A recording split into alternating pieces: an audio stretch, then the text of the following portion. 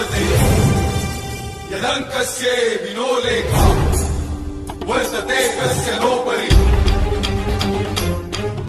प्रसाद होऊनी भवानी आईचा पुरंदरी जणू प्रचंड दुर्ग जन्मला दऱ्या नभामधून सप्त सागरामधून घोष शंभू शंभू येऊ लागला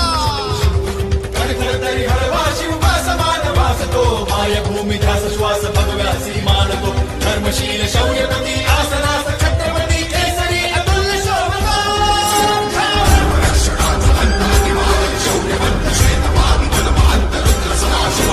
शास्त्र नीती कीर्तिमंत शौर्यवंत राजसी कुशाग्र बुद्धिवंत शोभला